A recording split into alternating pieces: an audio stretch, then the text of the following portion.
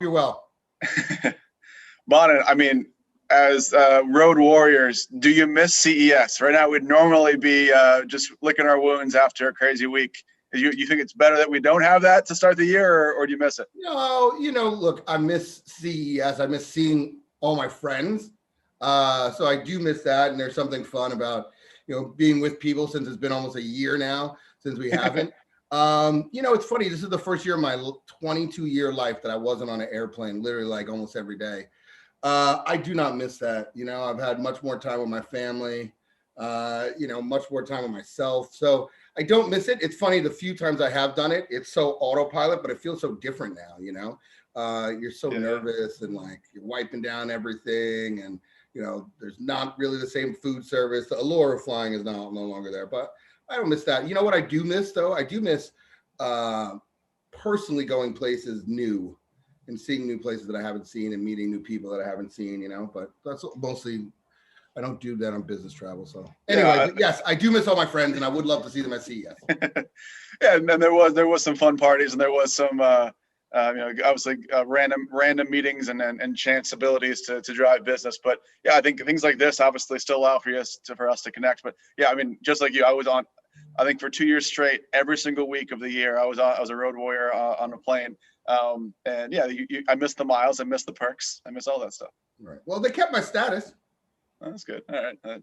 So you're a more influential man than I am. Well, I want to jump right into it. So just as a kind of a macro piece, even aside from Triller, and for those that aren't aware, Bonin is the chief growth officer of Triller. Been a media maven mogul for years. How do you, when it comes to short form video, why after all these years has this format become the most attention grabbing format potentially of all time, if not in the last 5-10 years? Why not? No, I'm just kidding. Look, I think that it's the culmination of the perfect expression of what social attempted to be. I think there's two things that have happened. Is at least on our side, we've tried to create a video kit that creates professionally generated content for anybody who can just pick up a phone and shoot a video, with AI editing. And so the content creation aspect of it has become very easy, and it fits into what our attention span is, right? Like we're a short attention span culture. And so this is really that culmination of snackable video, that, snackable content that we've all talked about. And it has the benefit of being user generated as well as, influencer and professional. So it's got all the pieces that drive engagement. And it's got a format that's pretty easy to navigate through. I think the UI, as we've seen, even on dating apps, UI changes everything.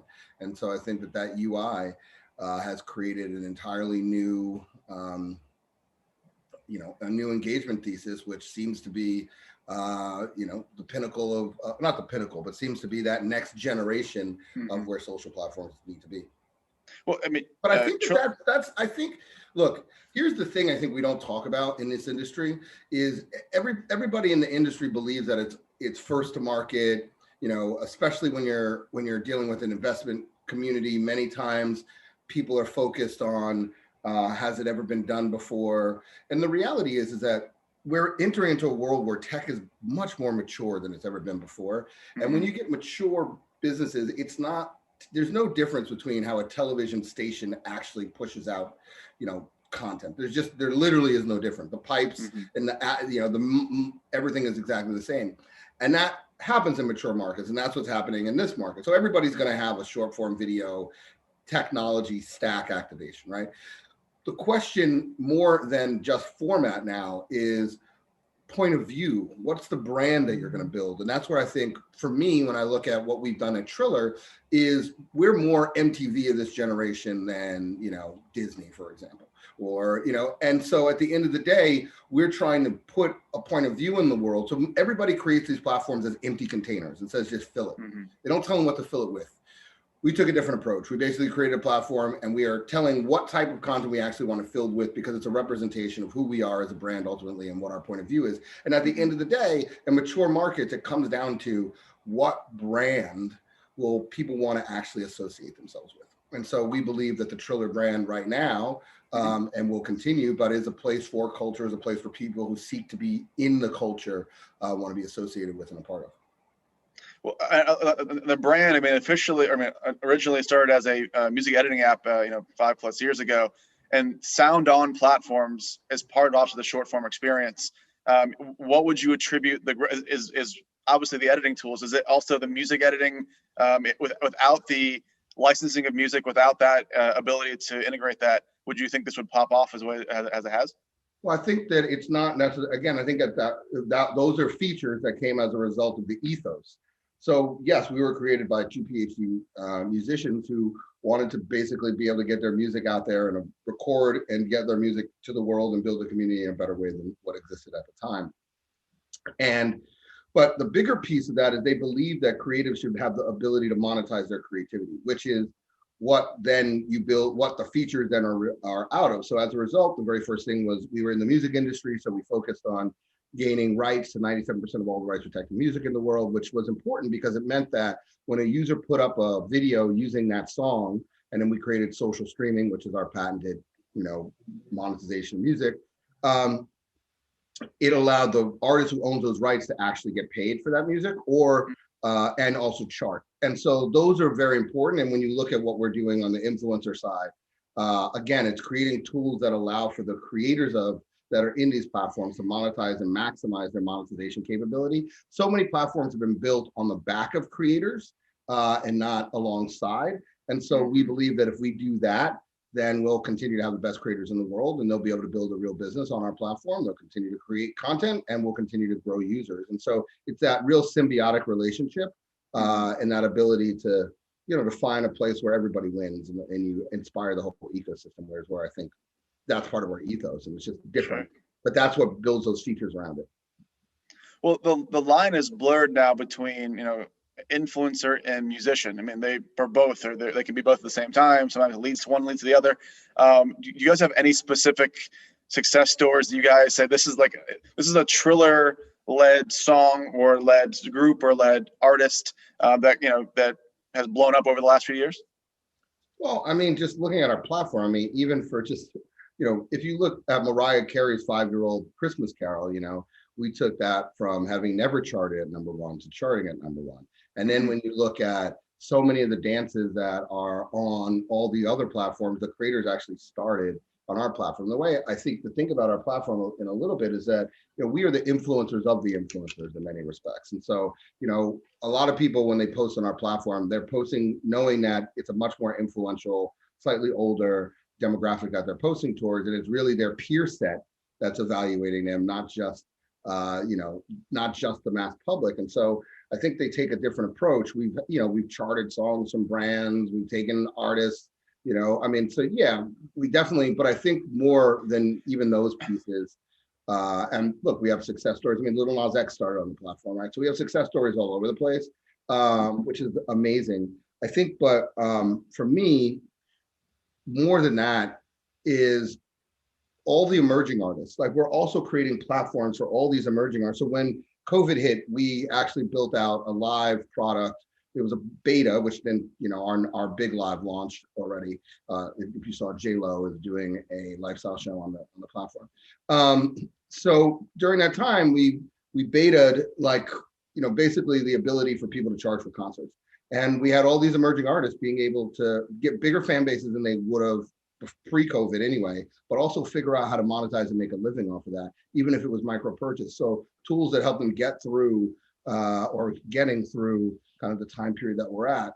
And so I think, to me, that's the most important piece of the work that we do. We just were in Atlanta at the Triller House Atlanta, and we just wrapped up Pepsi Wildest Dreams, and we had emerging artists submit for a chance to basically get a Pepsi spot, which is pretty crazy. And so it's those things that I think are the most important of the work we do, is how do we continue to support emerging artists and never forget where we came from, and create programs that are beneficial to the community writ large. Well, you've obviously mixed, as it's tried for many years, mixed music with brand, and that's obviously happened for 30, 40 plus years, trying to find, or probably even longer than that. I guess when an influencer comes on the platform, anyway, any creator, whether they're small or big, are you guys actually connecting with them and saying, hey, we can help with your charting, we can help with brand deals, we can help with merch? Are you guys basically being a friend to and a incubator of talent and helping them monetize to kind of fund, their content dreams? Yeah, yeah. I was just talking. We have a program that we have in conversation now with one of our partners, which really looks at, there's a underinvested in an underrepresented group of creators on almost every platform, and without giving away what we're doing.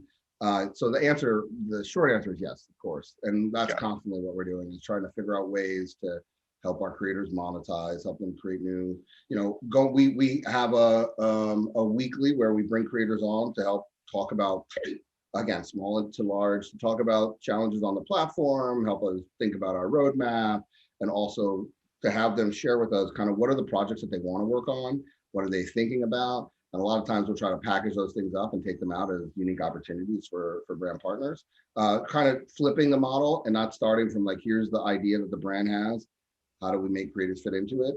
Because, creators have dreams and aspirations, and they're creative folks, and they have big ideas. And so why don't we tap them for what they're passionate about and see if we can find a match somewhere as well. I love it. Well, so we can get back to kind of the creator community and some of like the brand sponsorship stuff you guys are doing. But I would be remiss to not talk about maybe the biggest fight. I think it's the biggest anything of 2020 was the Tyson Jones fight, and even the Jake and Nate fought with them. Amazing memes afterwards. I guess first thing is, how did that come to be? And is that going to be a standard in 2021 where there are quarterly or yearly events that are going to be, whether it's fights or concerts? What's your guys' POV on this event making moments, through your guys' platform? Yeah, I mean, look, it's the genius stroke of our co-owners, and as it began to come together, it became very clear, look, we, like I mentioned, we aspire to live in the world outside of just a platform. So we believe that we're a brand that lives in culture, that creates culture, that's a part of culture, and that's on and off platform. And I think that ability to live in the world and not just in your own little bubble is what creates, scale and lasting longevity ultimately. And creates a brand that people, love and want to be a part of. So with that said, this was a culture creating moment, a defining moment, and in true Triller fashion, we, brought kind of our POV on the world, and we matched music and sport in an epic 3-hour event in a way that had never been done before, right? And then even more than that is we wanted to also show, we wanted to show this sport in a different way.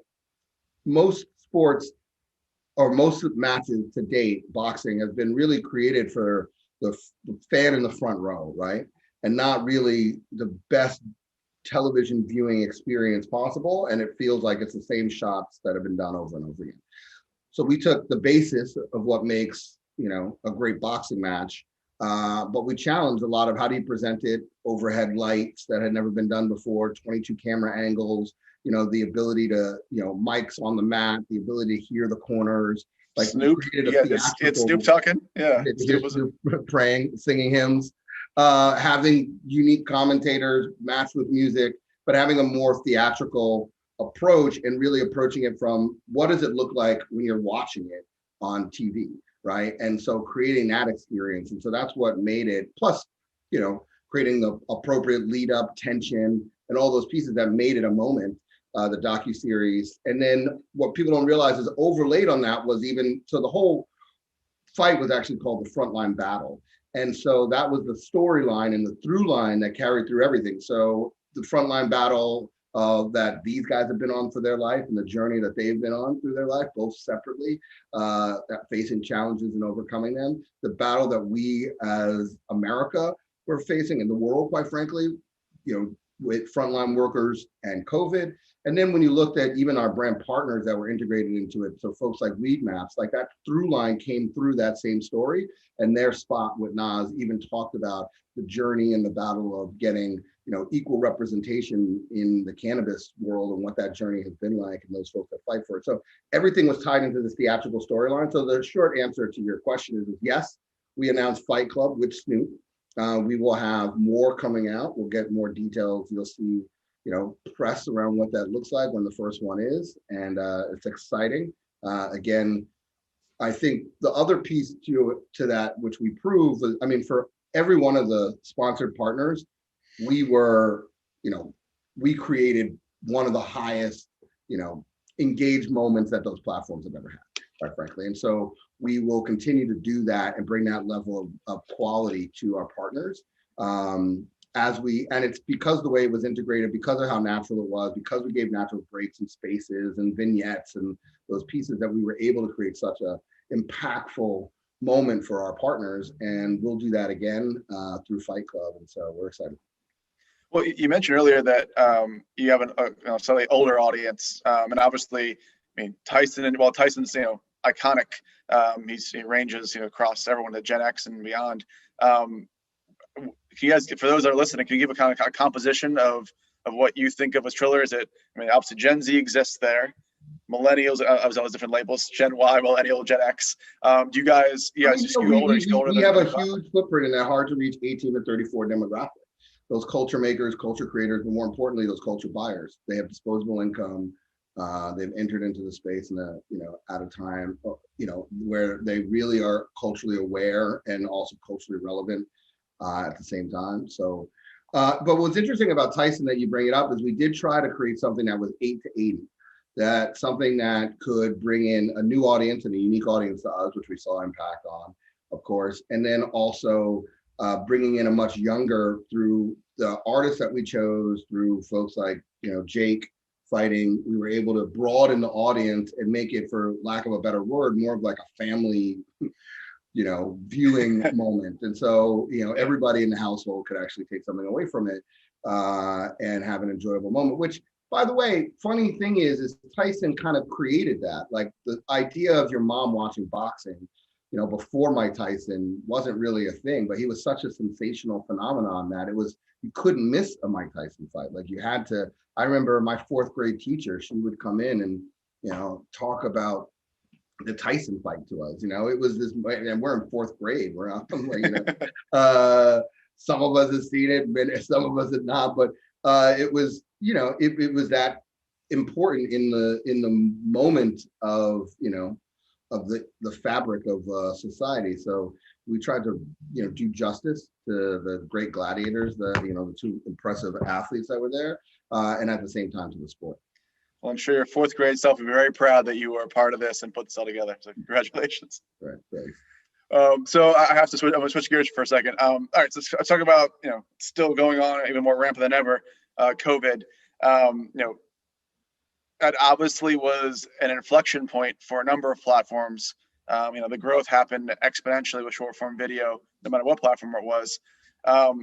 What did you see? I guess there's kind of 2 parts of it. There's one is, what did you guys see in growth in that time? And you attribute it to the attention that people are giving on their phones. And then 2, was anything you guys did from a COVID perspective that was, whether it was charitable or that was kind of awareness play? Just what did you guys do and what are you continuing to do to basically give information and allow for people to hopefully, better their lives or get more insights, whether now it's the vaccine or whatever is coming up for the next year or so in this COVID battle? Well, so there's a couple of questions in there. So first of all, I think from a personal perspective, what was interesting during that time, those early time periods of COVID, is that there was a real sense of humanity and a real sense that we were in this together and that everybody, had to pull together in order for humanity to make it through. And I think that, and I'm sure you talked to people who you hadn't spoken to in forever, and it was just a very beautiful time. I remember, you would try to cross the street and taxis would stop for you and let you walk by, and then all of a sudden somehow we went back to normal, where you get run over trying to even walk on, when you're allowed to. but we were supposed to do Coachella. Sorry, we were supposed to do it. I don't know why I said it that way, but Coachella. And we had left mid-March when everything locked down. We left LA and we were planning that. Of course, that blew up. So we had this idea to do Triller, which was going to be, and so we announced it. It was going to be our virtual music festival. And of course, Coachella slapped our hands. We couldn't use it. So we changed it to Triller Fest, which was probably a better name anyway. But and what we wanted to do was we wanted to put on a concert for charity. And we launched. We were probably one of the early ones to do it. I think it was 4 weeks after lockdown. We had 180 artists submit. I think we finally went out with 129 artists across 3 days, 3 streaming platforms, 34 hours of content. And it was big names like Pitbull, Snoop, Migos, and then a bunch of real platform for a bunch of our emerging artists, global footprint. I think it was the largest virtual music festival that has been done to date. And so, that was our attempt to try to help artists, that was our move to help artists to still be able to connect and also drive change with their audience and drive to charity and those pieces. And it was wildly successful. So, and then as I mentioned, we continue to try to create and innovate tools as we could to allow artists the chance to, build audiences, connect with their audiences in different ways. As we continue to move in to, yes, of course, we believe our social responsibility is, highly important given the footprint and platform that we have. And, we'll continue to do and any ideas. I mean, we helped a lot of brands drive the voting component piece when that was, when it was really about getting Americans to actually, vote. And so we, put our effort and support against that to drive that forward. And yes, as we continue to encourage people to get vaccinated and try to, put some portion of this behind us, we'll be right there to help, share those messages and provide a platform and be a part of that. I think those are all the questions you're asking me. Yeah, you got them all. Well, first off, well played, obviously, on both being nimble, but also leaning into whether it was Rock the Vote or any of the voting stuff, or obviously. Right, you remember we talked about it, right? Yeah. Yeah, of course. Yeah, we're partners with Rock the Vote as well. So yeah, we've very proud of, regardless of whatever political party everybody's a part of, the fact that more people voted than ever before, not just nationally, but also in individual elections like Georgia. That's a win. More voices heard. So. And wow, what a party we threw at the Capitol for confirmation, huh? Can't wait for inauguration. Yeah, right. I mean, that was the 31st week of 2020. Didn't end until after that. Jeez. Well, here, so let's switch gears. We have about 7 or 8 minutes left. I would be remiss to not talk about our partnership we announced last year in Billboard, where we're acting as an influencer measurement partner and data partner.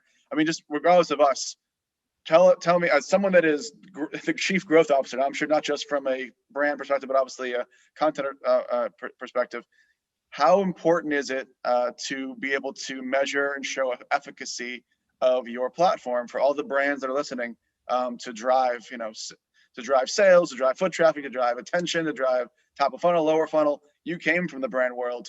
How important is this for you guys to see growth and create an ecosystem? Yeah, I think measurement is, of course. First of all, yes, let's talk about influential, Ryan. That's why we're here. Yeah, look, of course, I think measurement is cornerstone to the ability. Look, we're a young platform, so many of the components, we just don't have yet, and we're growing that. But what we've been able to do is work with, and we do have a number of the big measurement partners, including you, which is our official. But I think what we've been able to do is really work with customers on creating programs. Look, we look at our world, I think, a little different. So we're a platform, yes, and I guess as a platform, you can take and run video and use us like other containerized platforms.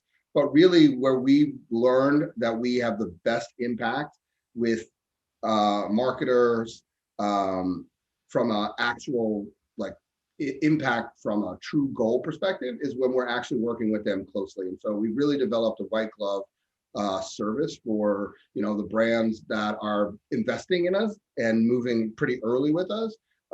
If you really think about it, brands hadn't even been on the platform until about, August of last year. And so, but if you look at the names and the scale of the programs and what we've done, I think we've done a tremendous job at showcasing the power of the platform for some of the largest brands on planet Earth. But more importantly, is we've created custom programs that really take into account how to utilize our audience and what our audience likes and what we've learned about our audience and those type of things. And so what we've seen with many of the partners that we work with today is that we are tracking beyond just awareness, but we're really driving down to bottom of the funnel and also at the end of the day, sales.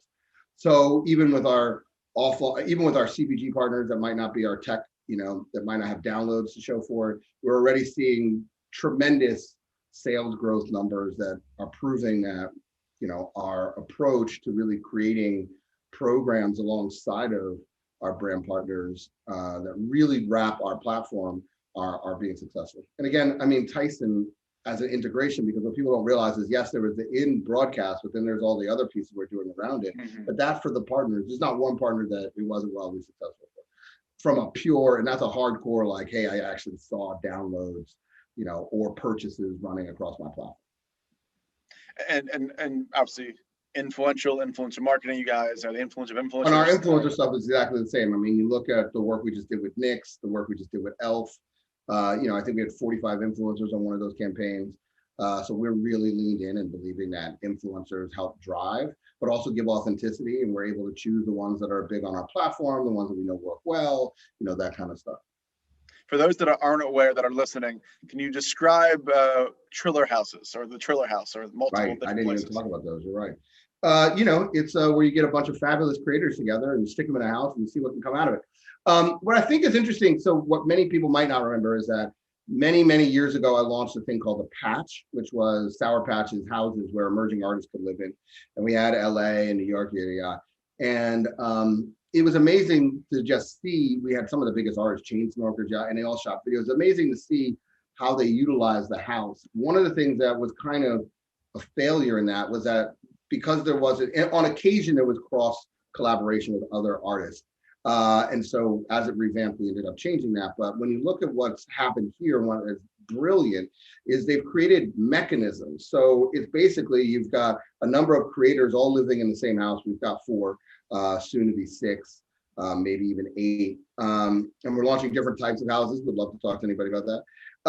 But what you've done is you created a mechanism where you've got all these influencers, they're all shooting content, they're all tagging each other. And so you're getting scale that we've never seen before. And it's the actual mechanism of the house. And to be quite frank with you, many brands aren't taking advantage. And so what we're doing when we work with brands is we're bringing the creators in as well. And again, going to that co-creation concept. So it's not just here's an idea or here's our program, go post. That's not getting the maximum value. And creators don't love that either. Like what's really, really valuable is when you're creating their dreams and aspirations and you're creating alongside them. And then what we're doing is, building out real activations in the house that, you've not really seen before. So that products and brands are actually authentically and organically a part of the ecosystem, which I think is a new piece. Yeah, it's powerful. A few more twists on it that we've been working on. Well, we only have a few minutes left. I guess with that, so that's one innovation in the last few years that you guys have been able to leverage the life and the power of integrating influence into a single location.